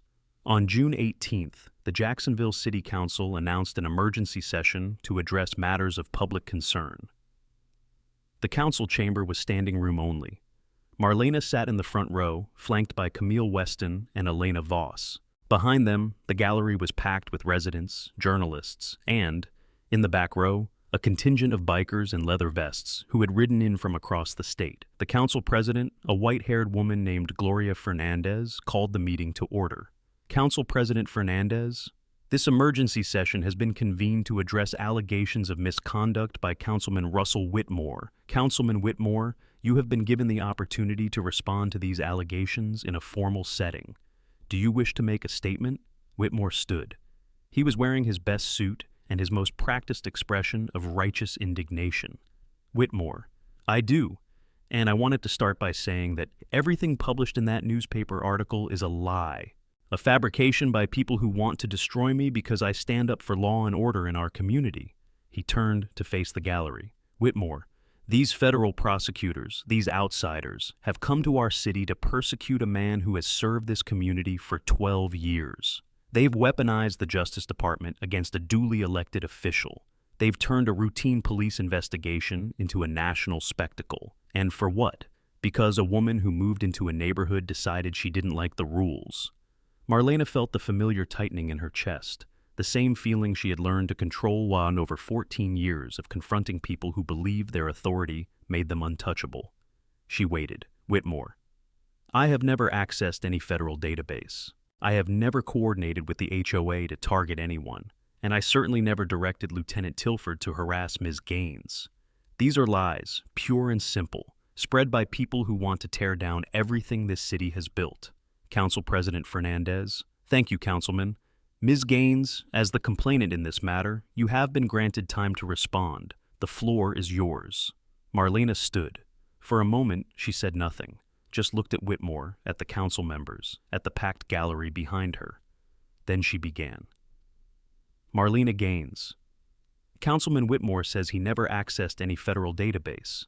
But 3 months ago, someone used a Jacksonville Sheriff's Office liaison account to query a federal personnel system. The query was for my name. The IP address traced to a city council office, and the results of that query appeared on Councilman Whitmore's desk 2 days later. She held up a photograph, the same one Camille had taken at the reception. Marlena Gaines. This is a photograph of my federal personnel file taken in Councilman Whitmore's office on April 28th. The handwritten note attached says, "She's a federal marshal. How did that file get there, Councilman?" Whitmore. That photograph is inadmissible. It was taken without authorization. Marlena Gaines. We're not in court. We're in a public council meeting. The people of Jacksonville have a right to see what their elected officials keep on their desks. A murmur swept through the gallery. Council members shifted in their seats. Marlena Gaines. Councilman Whitmore says he never coordinated with the HOA. But on March 10th, the day before I even moved in, Margot Claiborne sent an email to Brock Stanton and Dorian Pike describing me as someone who doesn't fit the community's standards. That email was forwarded to Lieutenant Tilford the same day. And Lieutenant Tilford opened a surveillance file on me 4 days before I had done anything except purchase a house. She produced another document. Marlena Gaines. This is the case file, created March 7th. Classification, Person of interest, domestic extremism monitoring. The authorizing officer was Lieutenant Tilford, but the notes reference coordination with community stakeholders and information from city-level contacts. Whitmore. That proves nothing. Tilford could have been talking about anyone. Marlena Gaines. Then let's talk about what happened on April 2nd. You filed a sworn statement claiming I had made terroristic threats against you at the HOA meeting on March 30th. That statement was used to obtain an arrest warrant, but there are 12 video recordings of that meeting, and not one of them shows me making any threat. She turned to the gallery. Marlena Gaines. I have copies of those recordings. I'm prepared to play them right now if the council wishes to see them. Council President Fernandez. That won't be necessary. The recordings have already been submitted to council review. Marlena Gaines. Then you know that Councilman Whitmore's sworn statement was false. You know that the arrest warrant was based on perjury. And you know that a sitting city councilman used his office to coordinate the unlawful arrest of a federal law enforcement officer. She let the words settle. Marlena Gaines. I'm not asking this council to convict Councilman Whitmore. That's for the courts to decide. I'm asking you to remove him from his position while the investigation proceeds. Not because I want revenge, but because no one who abuses public office should be allowed to keep wielding that power while the evidence against them mounts. The council deliberated for 90 minutes. When they returned, Council President Fernandez read the decision in a flat, careful voice. Council President Fernandez. By a vote of 5-2, this council has determined that Councilman Russell Whitmore will be placed on administrative leave pending the outcome of federal and state investigations. His voting privileges are suspended, and his access to council facilities will be restricted to scheduled interviews with investigators. The gallery erupted. Some people cheered. Others shouted objections. In the back row, the bikers rose to their feet in silent solidarity. Whitmore sat frozen, his face a mask of controlled fury. Council President Fernandez. This is not a verdict. This is a precautionary measure to protect the integrity of our institutions. Councilman Whitmore retains all legal rights, including the presumption of innocence. But until these matters are resolved, this council cannot function with a cloud of this magnitude hanging over one of its members. She struck the gavel. Council President Fernandez. This session is adjourned. Outside the council chamber, Marlena found herself surrounded. Elena Voss wanted a statement. Camera crews from 3 local stations jostled for position. Someone shouted questions about federal charges and civil suits. Camille Weston appeared at her elbow, guiding her through the crowd toward a side exit. Camille Weston. That was a good start, but it's not over. Marlena Gaines. I know. Camille Weston. Whitmore's going to fight. He has resources, connections, lawyers who specialize in making problems disappear. The DOJ investigation will take months, maybe years, and even then, there's no guarantee of prosecution. They emerged into a parking lot where Wrench and a dozen riders were waiting. Wrench. Heard it went well. Marlena Gaines. He's on leave, not gone, not charged, just paused. Wrench. Sometimes pause is all you get. He handed her a paper bag. From the club. Figured you hadn't eaten. Marlena opened the bag. Inside was a sandwich, an apple, and a small envelope. She opened the envelope. Inside was $8, a 5 and 3 ones, slightly crumpled. Marlena Gaines. I told you to keep this. Wrench. And I told you I don't forget debts. We're even now. He paused. Unless you need something else. Marlena looked at the money in her hand. Such a small thing. $8 given to a stranger on a roadside, the spark that had ignited everything that followed. Marlena Gaines. How many of you are there? In the club, I mean. Wrench. In Jacksonville, maybe 50, across the state, couple hundred, nationally, he shrugged. Thousands. Marlena Gaines. And they all came out because of $8? Wrench. They came out because you helped one of us when you didn't have to. That means something. That means your family. He climbed onto his bike. Family takes care of family. He kicked the engine to life and pulled away, the other riders falling into formation behind him. Marlena watched them go, the thunder of their engines fading into the Jacksonville evening. Then she pocketed the $8 and walked toward her car. 3 months passed. The DOJ investigation continued. Subpoenas were issued, depositions were taken, a federal grand jury was convened to consider charges against Lieutenant Tilford for violations of 18 U.S.C. Section 242, deprivation of rights under color of law. Tilford's attorneys negotiated a plea agreement. He would plead guilty to a single count of civil rights violation, serve 18 months in federal prison, and forfeit his pension. In exchange, he would testify against anyone else involved in the conspiracy. His testimony implicated Councilman Whitmore directly.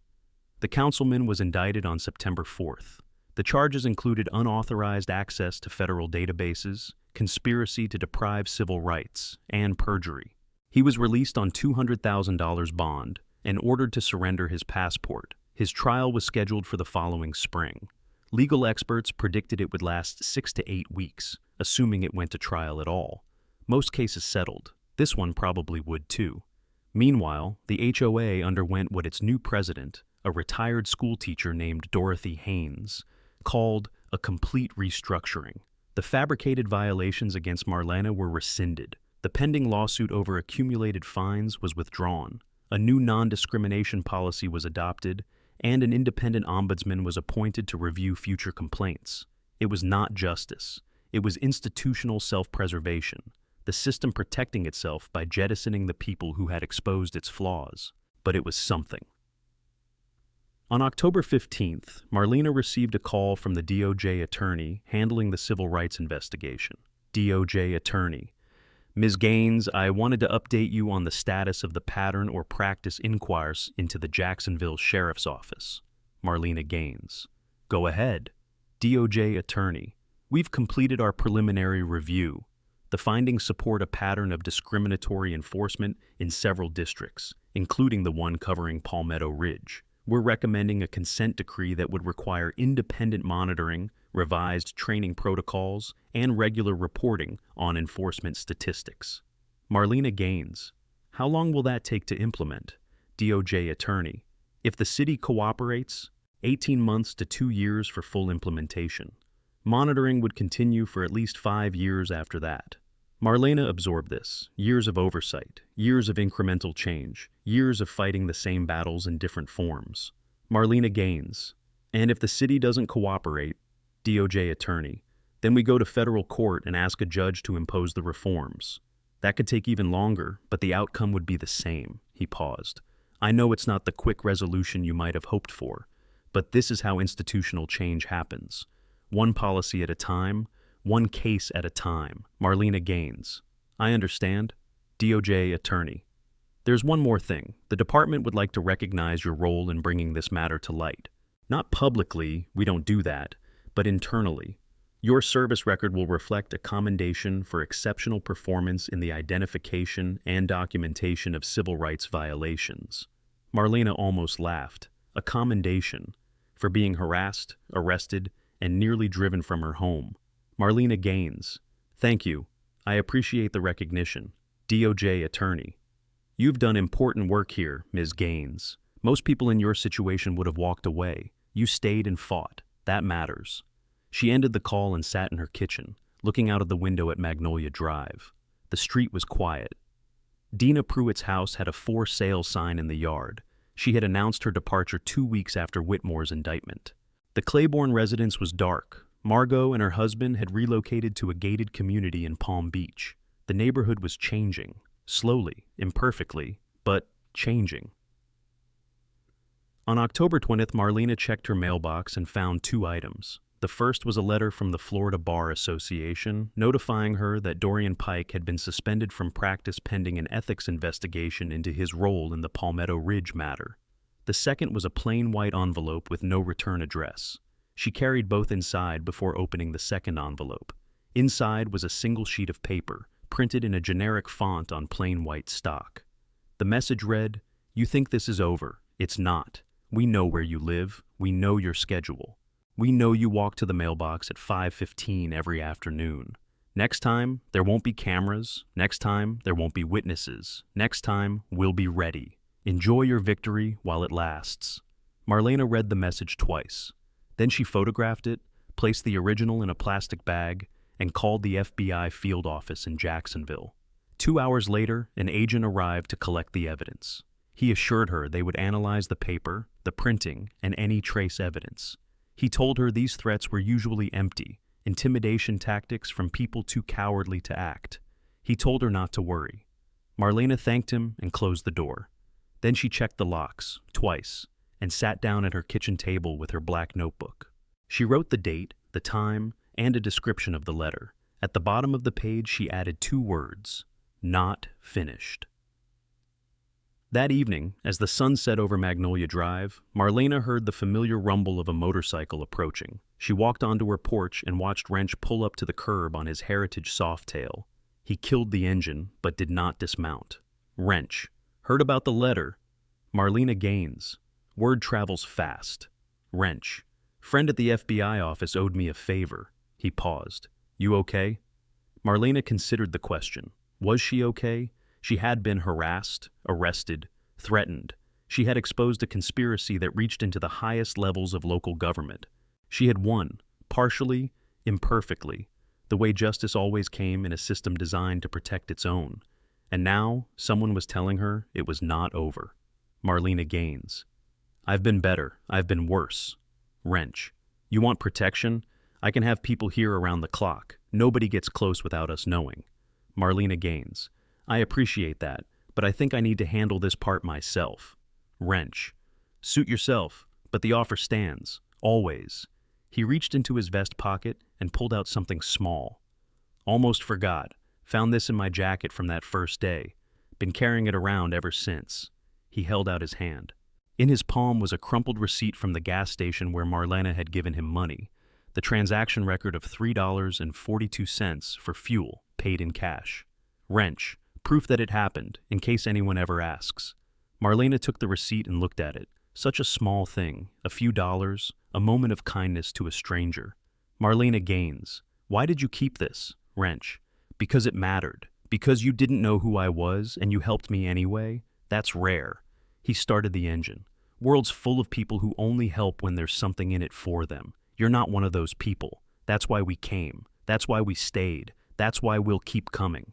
He nodded once, then pulled away from the curb and disappeared down Magnolia Drive. Marlena stood on her porch until the sound of his engine faded into silence. Then she went inside, locked the door twice, and added the receipt to her black notebook, another piece of evidence in a case that was not quite finished. The next morning, Marlena made a phone call. The voice on the other end answered on the second ring. Voice. Ms. Gaines, I've been expecting to hear from you. Marlena Gaines. You heard about the letter? Voice. I did. FBI briefed me this morning. A pause.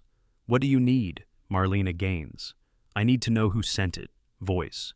The Bureau is working on that. Marlena Gaines. The Bureau is following procedure. I want answers. The voice sighed. The same sound Marlena had heard 100 times over 14 years. The sound of a supervisor who knew his deputy was about to do something that would create paperwork. Voice. What are you thinking? Marlena Gaines. Tilford is in custody awaiting sentencing. Whitmore is under indictment. Margot Claiborne is in Palm Beach. Dorian Pike is fighting disbarment. None of them are in a position to send threatening letters. Voice. So, someone else? Someone connected but not yet identified. Marlena Gaines. The email dated March 2nd, the one that started everything. The sender was redacted. Even after all the FOIA requests, all the subpoenas, all the investigations, that name is still blacked out. Voice. You think the letter came from whoever sent that email? Marlena Gaines. I think whoever started this is still out there, and I think they're worried about what happens next. A long silence. Voice. I can't authorize an official investigation into a redacted email, not without more evidence. Marlena Gaines. I'm not asking for official, I'm asking for information. Voice. Marlena Gaines. 14 years. I've given you 14 years of service. I've never asked for favors. I'm asking now. Another silence, longer this time. Voice. There's a sealed court record from Whitmore's indictment. Part of the discovery material that the prosecution hasn't released yet. I might be able to get a look at it. Marlena Gaines. How soon? Voice. End of the week. Maybe sooner if I call in some markers. He paused. But, Marlena, if this goes where I think it's going, you need to be careful. Whoever's behind this has connections we haven't mapped yet. They've been operating for years without getting caught. Marlena Gaines. I know, voice. And you're going to keep pushing anyway. Marlena Gaines. Would you expect anything else? The voice laughed, a short, rueful sound. Voice, yes, seemed so. No, I wouldn't. A pause. Stay safe, Marlena. I'll be in touch. The line went dead. Marlena set down her phone and looked out the window at Magnolia Drive. The street was peaceful. Children rode bicycles on the sidewalk. A mail truck made its rounds. Dorothy Haynes, the new HOA president, waved from her driveway. It looked like any other neighborhood. It felt almost normal. But somewhere out there, someone was watching. Someone who had started all of this before Marlena even knew the game had begun. She had won the first battle. She had exposed the conspiracy. She had forced accountability, partial, imperfect, but real.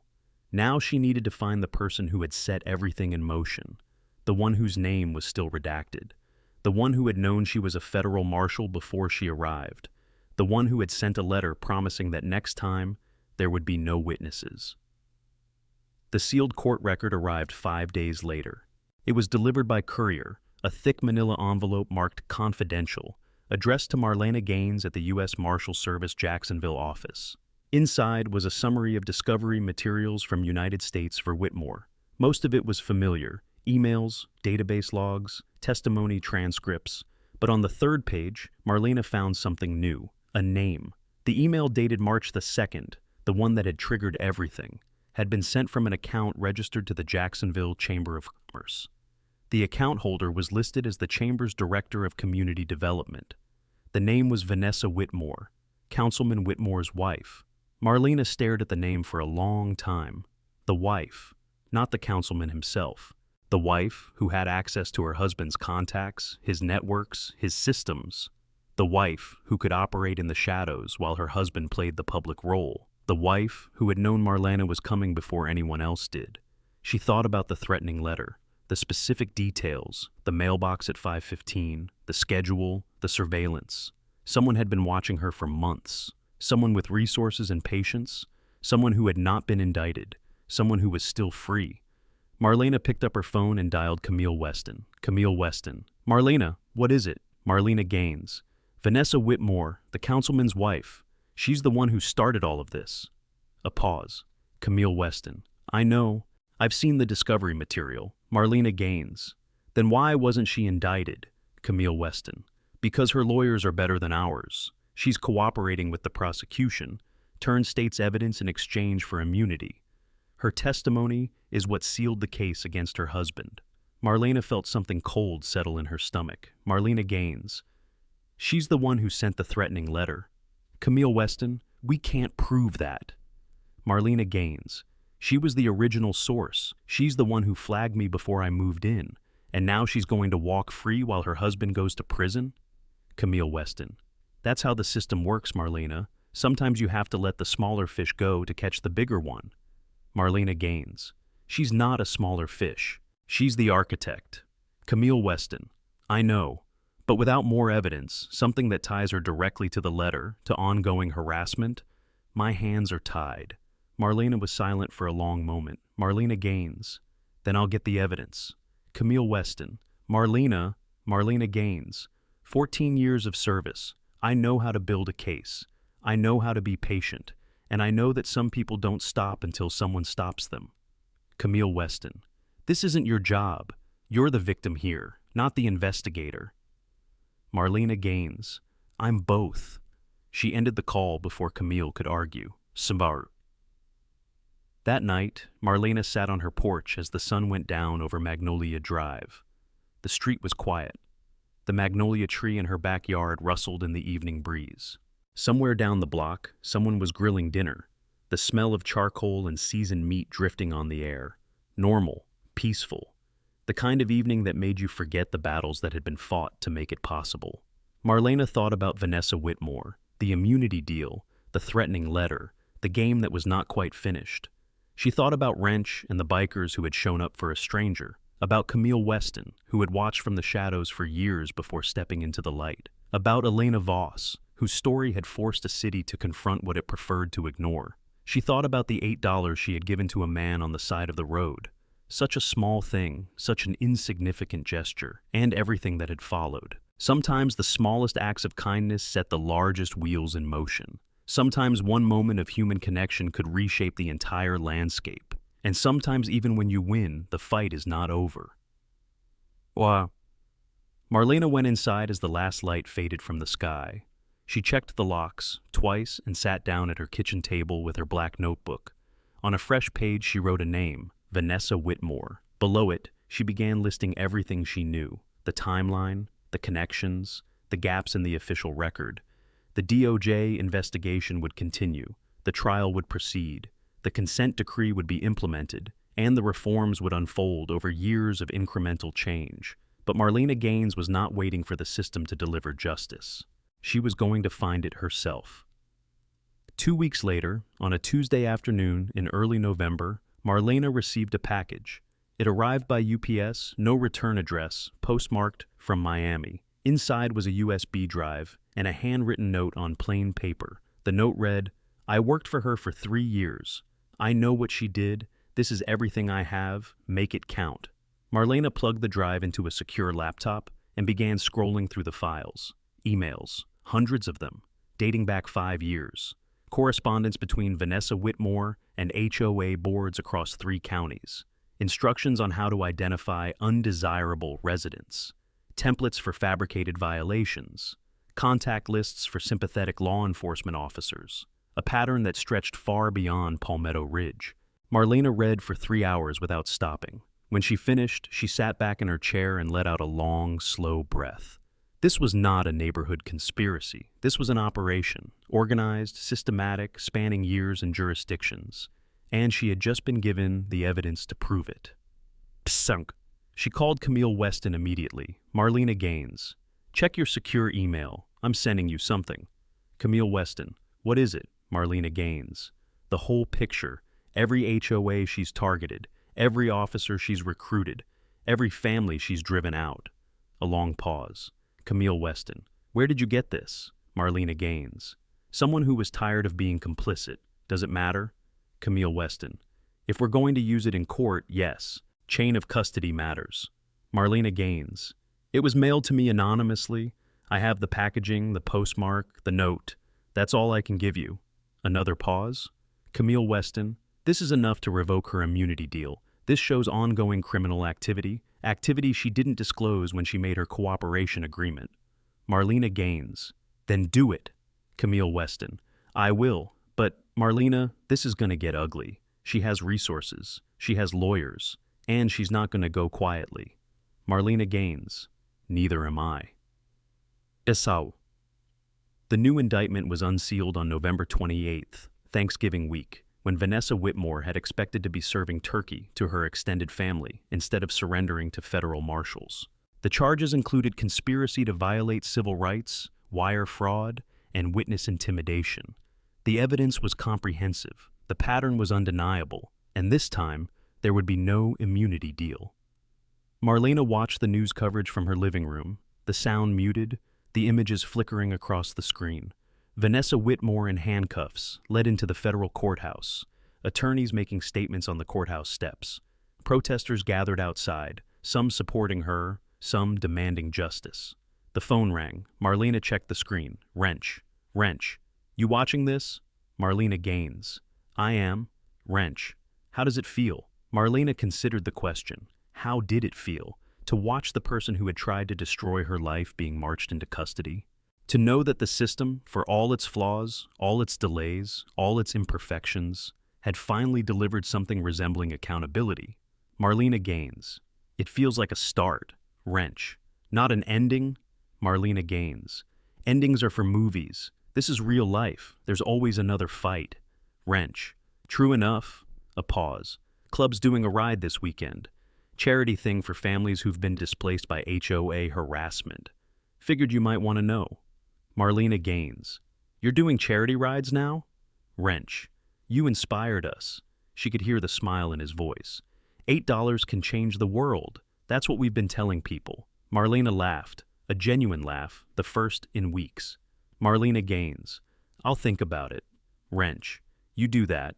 "And Marlena?" Marlena Gaines. "Yes?" Wrench. Thank you for not giving up, for showing people what it looks like to fight back. He ended the call before she could respond. Marlena set down the phone and looked out the window at Magnolia Drive. The street was quiet. The sun was setting.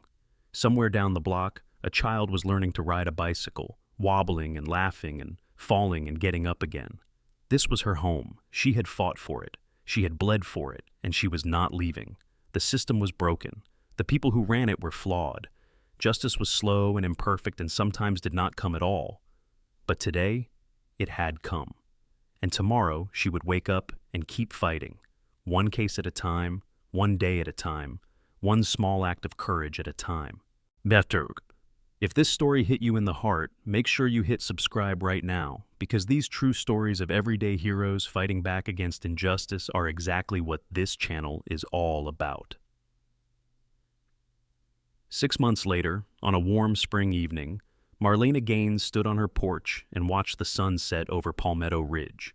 The magnolia tree was blooming, white flowers catching the golden light, filling the air with a fragrance that smelled like beginnings.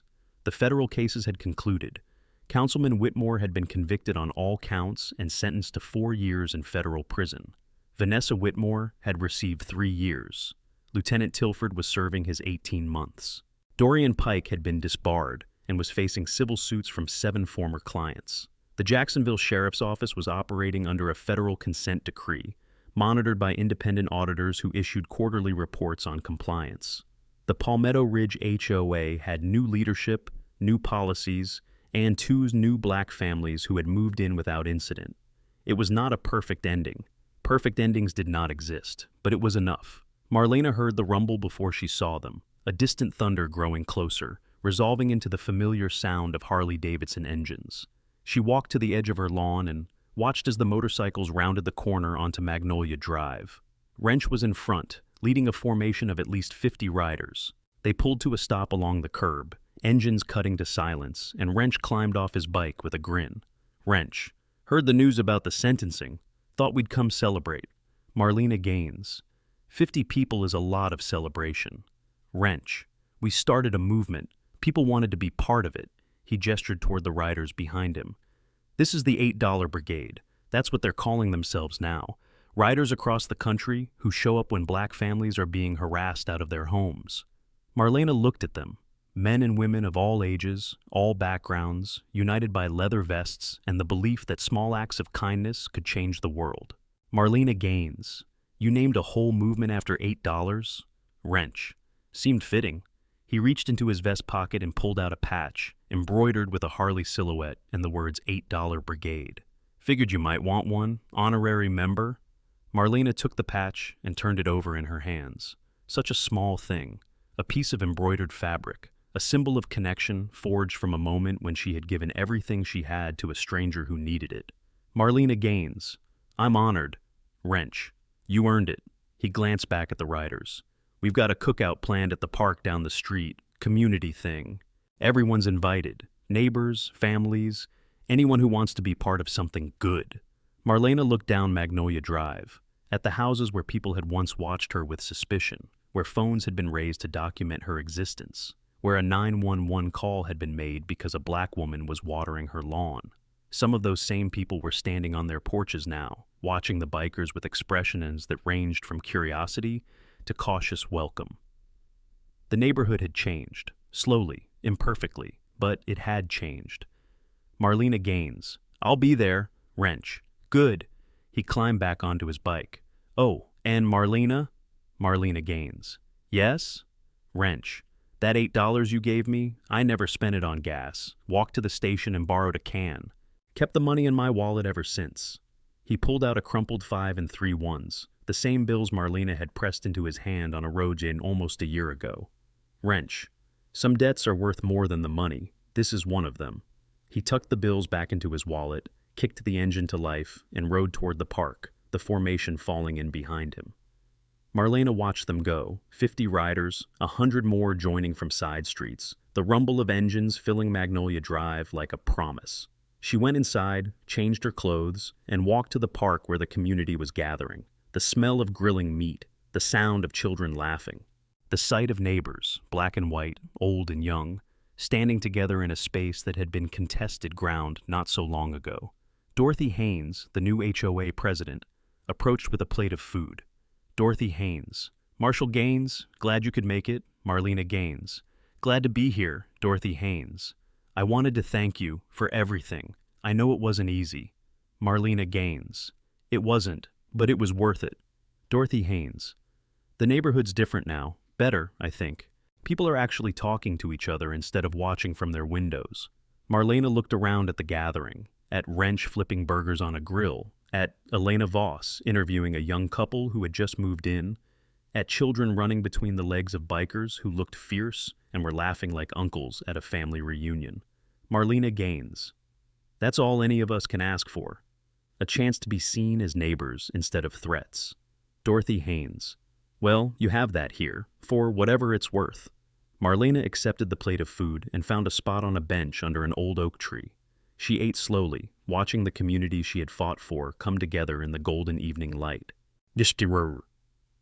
Later that night, as the party wound down and the last motorcycles rumbled away into the darkness, Marlena walked home under a canopy of stars. The street was quiet. Her house was dark. The magnolia tree stood sentinel in the backyard, white flowers glowing faintly in the moonlight. She checked the locks, twice, and sat down at her kitchen table with her black notebook. On a fresh page, she wrote the date and a single line. Today, for the first time, this felt like home. She closed the notebook and placed it in the drawer where she kept the things that mattered. The receipt from the gas station, the patch from the $8 brigade, the photograph of Whitmore's desk that had broken the case wide open, evidence of a fight that had been worth fighting. Marlena turned off the lights and stood at her bedroom window, looking out at Magnolia Drive. The houses were dark. The street was peaceful. Tomorrow, sprinklers would hiss and dogs would bark, and children would ride bicycles on sidewalks where everyone belonged. She had given $8 to a stranger. The stranger had brought an army. And together, they had changed everything. But in the drawer of her kitchen table, beneath the notebook and the patch and the receipt, there was one more item. A plain white envelope, no return address, postmarked the day before the sentencing. Marlena had not opened it yet. She was not sure she ever would. The envelope contained a single sheet of paper, printed in the same generic font as the threatening letter from months ago. The message read, "You won, this time, but there are others like us, other neighborhoods, other systems, other people who believe in keeping things the way they should be. You stopped one operation. You didn't stop the idea. See you around, Marshall." Marlena knew what was in the envelope. She could feel the weight of it, the unfinished business, the battles still to come, the reminder that victory was never permanent. But tonight, she chose not to read it. Tonight, she chose to believe that the fight had been worth it, that the small acts of courage add up, that $8 can change the world. She climbed into bed and closed her eyes. Tomorrow, there would be more work to do, more cases, more battles. More moments when the system would try to grind down anyone who dared to challenge it. But tonight, Marlena Gaines slept peacefully in the home she had fought to keep. And somewhere out there, riding through the darkness, 50 members of the $8 brigade were heading home, ready to answer the next call, ready to show up for the next stranger, ready to prove that kindness is not weakness. That community is stronger than fear, that sometimes all it takes is $8 and the courage to give them.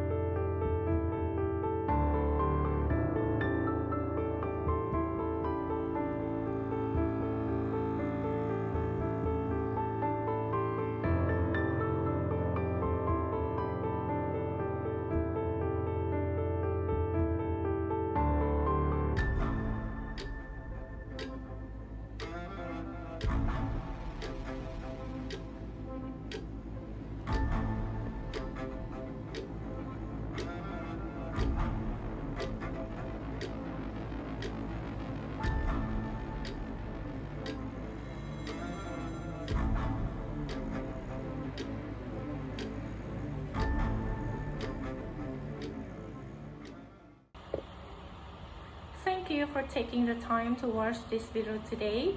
If you found the content helpful, please remember to like and subscribe so you won't miss our upcoming episodes. If you have any questions or suggestions, feel free to leave a comment below. We are always here to listen.